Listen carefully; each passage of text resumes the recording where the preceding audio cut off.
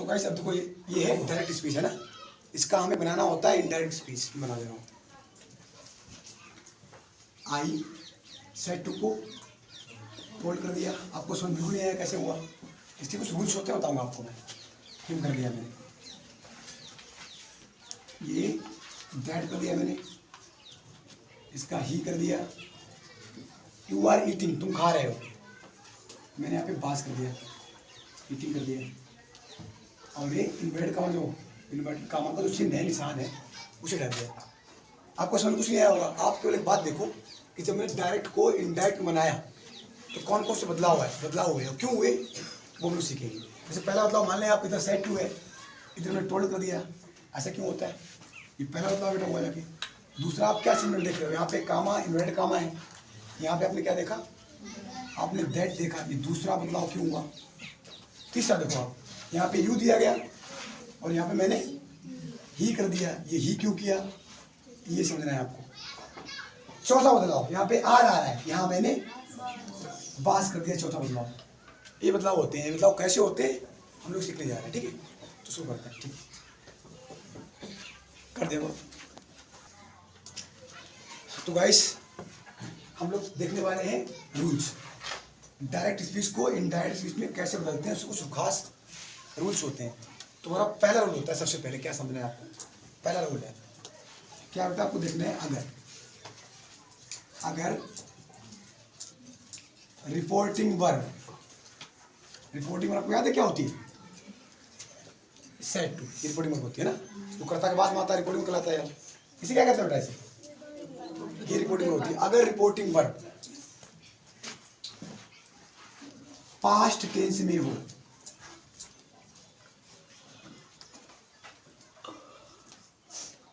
अगर reporting verb past tense में हो तो रिपोर्टेड स्पीच,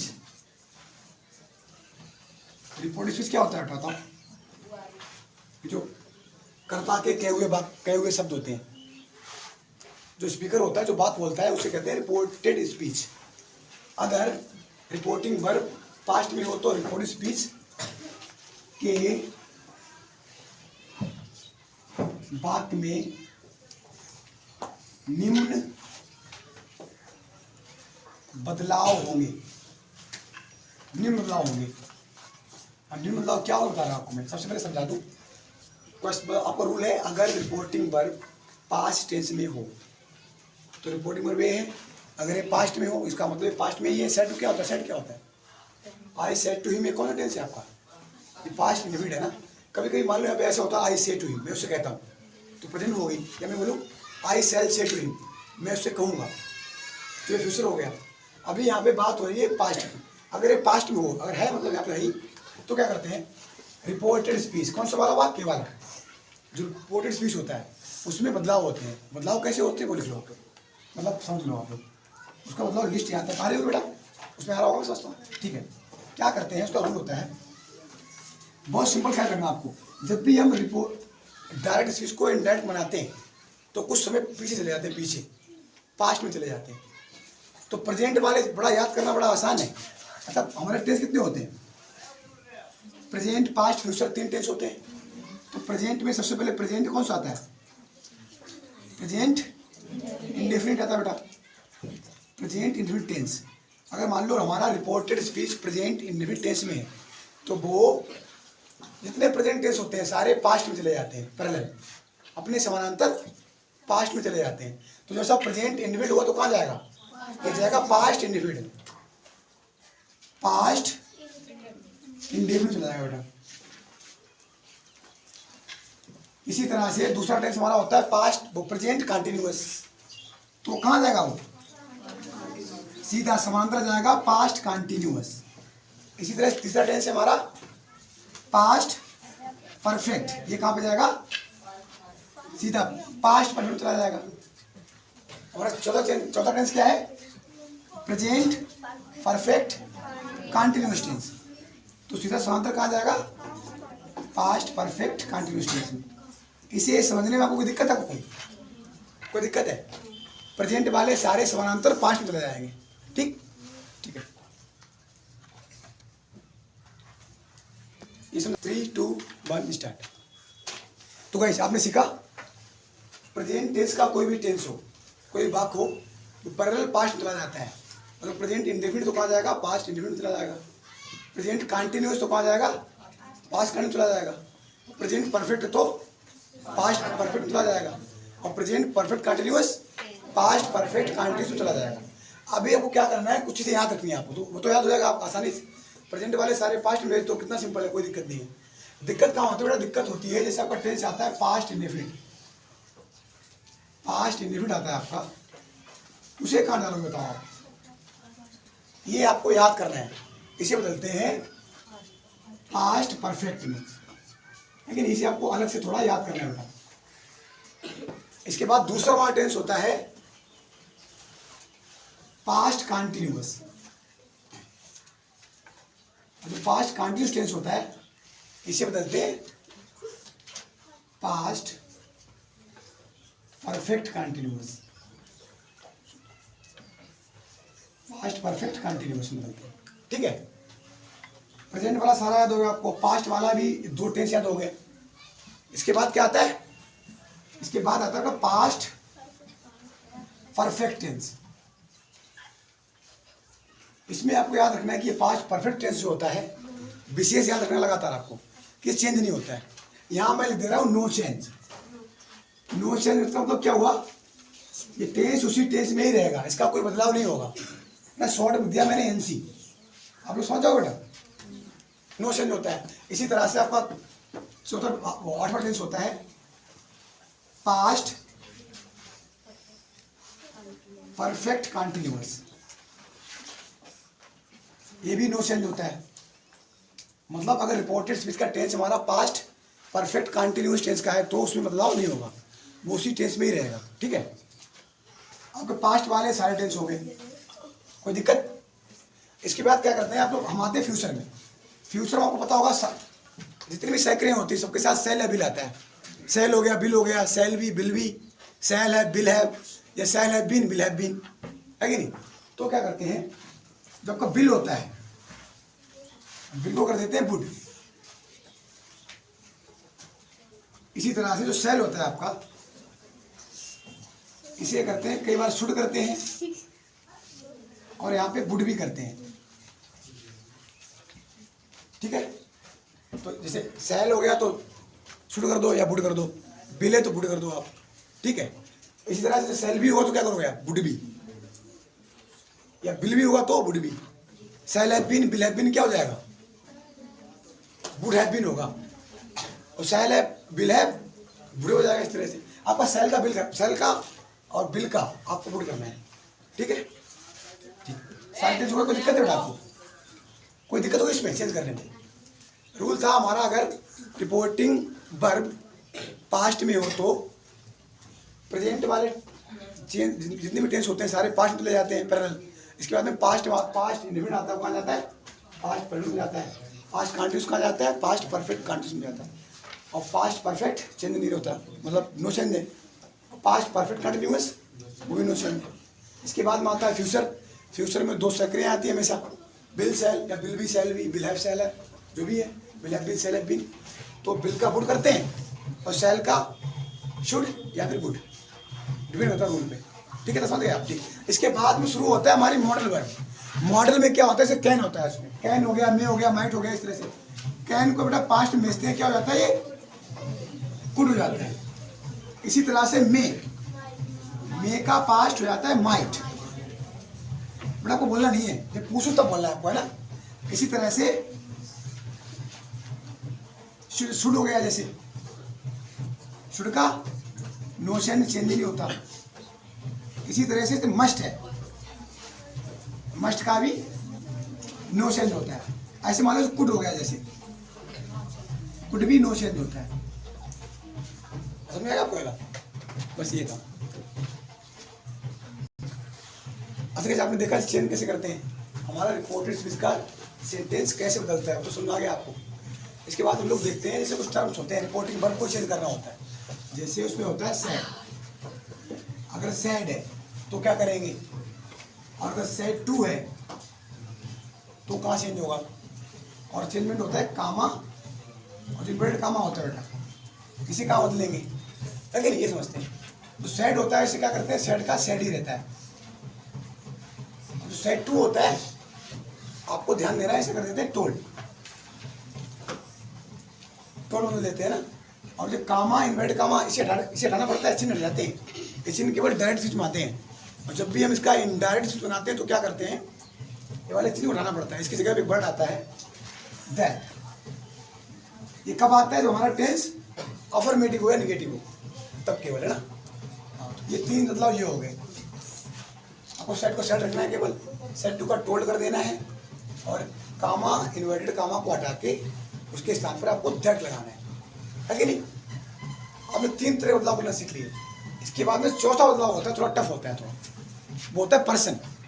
पर्सन थोड़ा समझ लो, पर्सन क्या होता है समझा तो आपको समझना है, केवल पर्सन पहले समझना है। पर्सन क्या होता है, पर्सन होते हैं तीन तरह के। कितने होते हैं, there are 3 types of person. पहला होता है फर्स्ट पर्सन,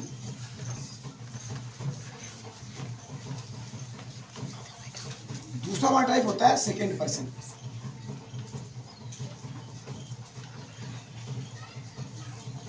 तीसरा टाइप होता है थर्ड पर्सन।